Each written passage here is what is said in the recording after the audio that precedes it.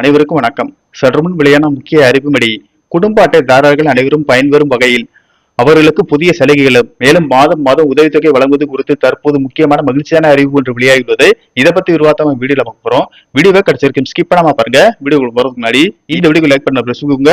இப்ப அந்த சேனலுக்கு முதல் முறை வரீங்கன்னா சப்ஸ்கிரைப் பட்டனை பிரசுங்க. அப்படியே பக்கத்தில் இருக்கக்கூடிய பெல் ஐகான் பிரஸ் பண்ணிக்கோங்க. வாங்க வீடியோக்குள்ள போகலாம்.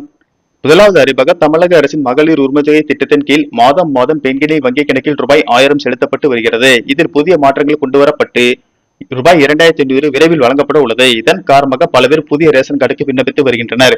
இந்த நிலையில் ரேஷன் கார்டில் கணவரின் பெயர் குடும்ப தலைவராக இருந்தாலும் தகுதியுள்ள பெண்களுக்கு உரிமைத்தொகை தங்கு தடையின்றி வழங்கப்படும் என்று அறிவிக்கப்பட்டுள்ளதால் பெண்கள் யாரும் கவலைப்பட தேவையில்லை என்று தமிழக அரசு தெரிவித்துள்ளது. இருப்பினும் ஒருவேளை நீங்கள் குடும்பத் தலைவர் கார்டில் உள்ள புகைப்படத்தையும் பெயரையும் பெண்ணின் பெயருக்கு மாற்ற விரும்பினால் அதற்காக எங்கும் அலையாமல் தமிழ்நாடு பொது விநியோக திட்டத்தின் அதிகாரப்பூர்வ இணையதளமான www.tnpds.gov.in மூலம் ஆன்லைனிலேயே சில நிமிடங்களில் மிக எளிதாக விண்ணப்பித்து மாற்றிக்கொள்ள முடியும் என தமிழக அரசு தெரிவித்துள்ளது.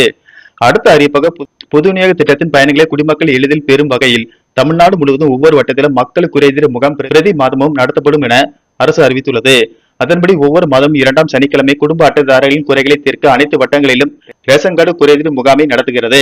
முகாம் நடக்கும் நாட்களில் காலை 10 மணி முதல் மதியம் 1 மணி வரை உங்கள் பகுதிக்குரிய வட்டாட்சியர் அல்லது மண்டல உதவி ஆணையர் அலுவலகத்திற்கு நேரில் சென்று பயனடையலாம்.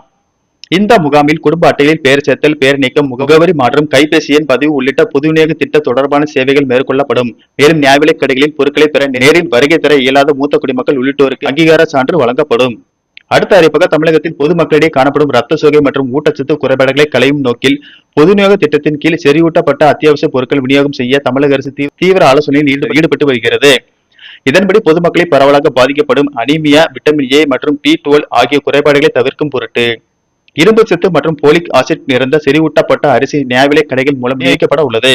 மேலும் மாலைக்கண் நோய் உள்ளிட்ட பாதிப்புகளை தடுக்கும் விட்டமின் ஏ மற்றும் எலும்பு வளர்ச்சிக்கு தேவையான விட்டமின் டி ஆகிய ஊட்டச்சத்துக்களை அடங்கிய சமையல் எண்ணெயும் புரதச்சத்து நிறைந்த செறிவூட்டப்பட்ட கோதுமை மாவையும் குடும்ப அட்டைதாரர்களுக்கு விரைவில் வழங்க உள்ளதாக தமிழக அரசு தெரிவித்துள்ளது. நன்றி, வணக்கம்.